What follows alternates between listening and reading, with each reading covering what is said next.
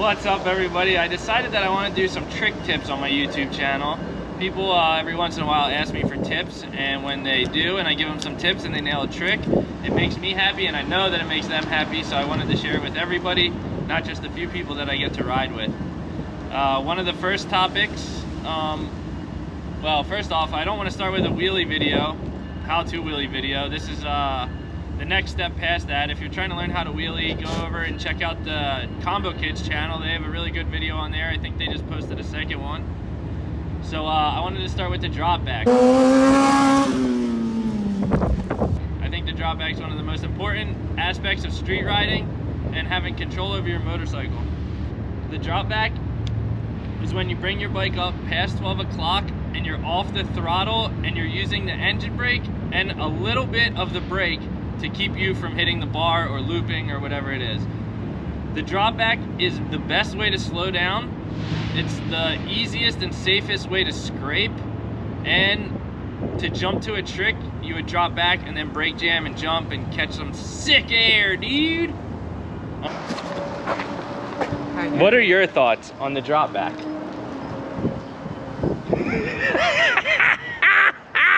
She did that, she did that. I forgot to go over my bike with you guys. This is a 2004 Kawasaki 636. It's fully steel frame. That stuff doesn't matter. What does matter, I'm running a 60-tooth sprocket in the back and stock in the front.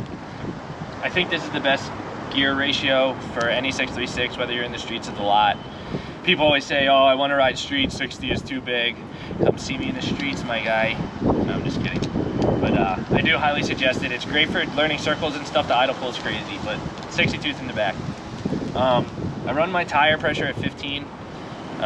People say it's cheating, but I don't care. I say I'm setting my bike up for success. I'm setting it up for how I want it to be ridden, and I want it to go straight. I don't want to be thinking about fighting the bike to make it go straight. I just want it to go straight. We're doing straight line. My idle is at 4K. I always run the idle at 4K. In the streets, I like 4K because it's not a whole lot of engine brake. I like to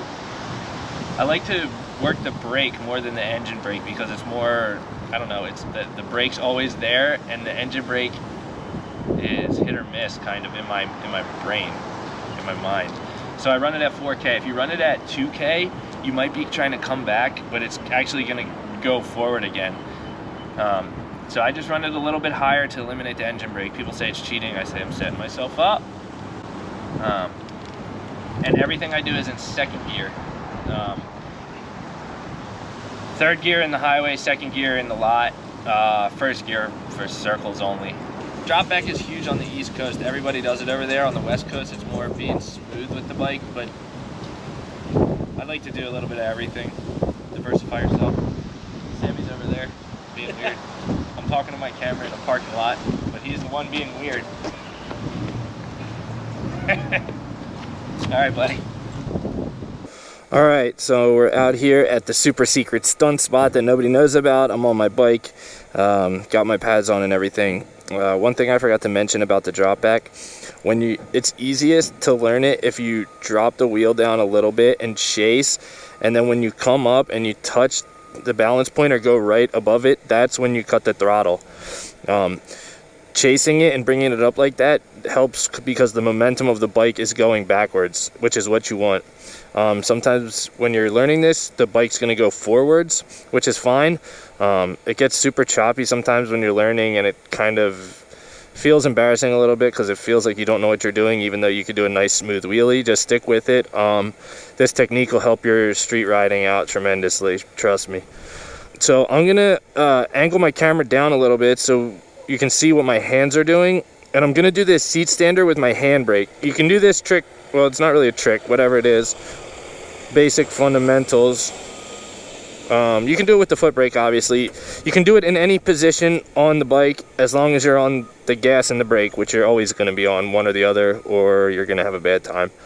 So I'm going to do it seat stander. You can try it double peg or seat stander or whatever you're comfortable with. I don't know if the audio is going to pick it up, but you can hear the bike chasing, and then it sounds like when you let off the gas when you're going fast. It's the same principle, you're just on one wheel, so it's going to be like just like that noise. All right.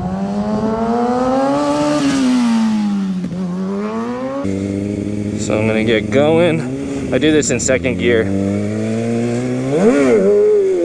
So we're gonna chase, bring it up, and cut the throttle. And just feather the brake a little bit. So we'll do it again.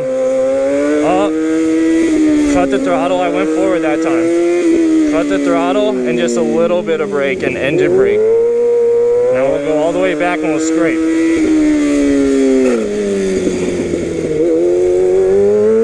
This is the easiest and safest way to scrape is doing a drop back, doing it because you're off the gas and you're only using the brake. So the brake pretty much will never fail you because the engine brake and the brake are working together. You're not, when you gas to a scrape, your brake is fighting the power of the engine, and sometimes the power of the engine overpowers the brake and you can't come back forward. So learning how to cut the throttle and drop back is the safest way and best way.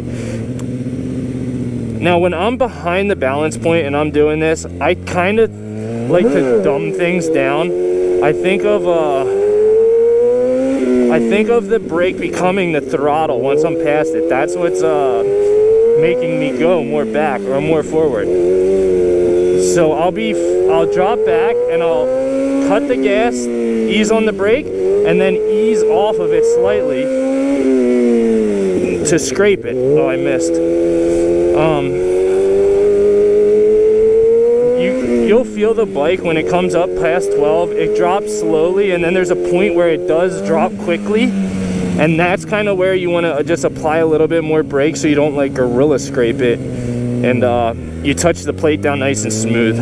I also said that this is the easiest way to jump to a trick. They also call it brake jamming. So when you drop back past 12 o'clock, you jam the brake, and because the bike is up vertically, you hit the brake and the back compresses, the back shock, and when it comes out, you jump with the shock and you can catch pretty good air. I don't do it from a seat stander because you're already tall on the bike, but like from a foot drag or something like that, or a knee knock foot drag, or a sit down or whatever, this is the go-to method, I would say, for catching some sweet air. So I'm just gonna go to like a knee on the seat foot drag and go to sit down, and Sammy's gonna film me from a third person and we'll get some air. Just like that. When you're in a really tight pack, like an ROC or something like that, or doing a street ride and everyone's crammed together, you can still wheelie, because if you can clutch up right to a drop back, you can control your speed super well. And here's a clutch up to a drop back, just like that. Clutched up and slowed it down right away.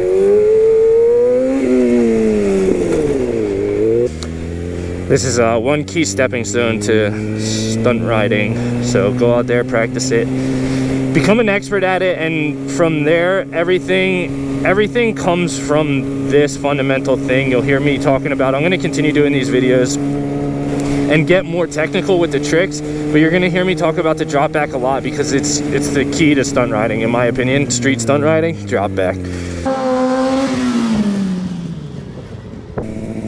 All right, so once you get the drop back comfortable in your most comfortable position, whether it be seat stander, man, look at that wind, that's crazy. Whether it be seat stander or double pegs or whatever it is, you don't stop there. Try it. You can do this in any position as long as you covering the brake, and when you're doing a wheelie, you're going to be always covering the brake. So I'm just going to do a couple different positions to show you what it looks like. Oh, start sit down, drop back, jump up,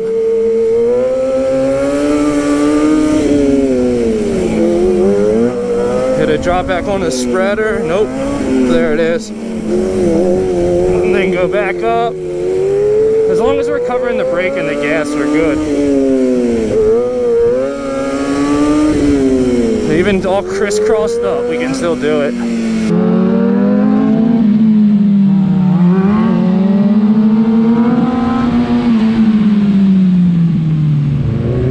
So go out there, practice that, get it on lock. I want to see you doing it at the next ride I'm at, because I'm probably going to be in your city soon. If you have any tricks that you want me to go over, comment them down below and I'll go over them. I have like a list of tricks that I want to do already. But if I know how to do it and you want to see how to do it, I will make a video and explain it the best I can. So yeah, this is the drop back. It's fun, and it makes you stand out from the rest of the guys in the pack, that's for sure. Go out there, hit a mean drop back on somebody. 12 o'clock down the block. Peace.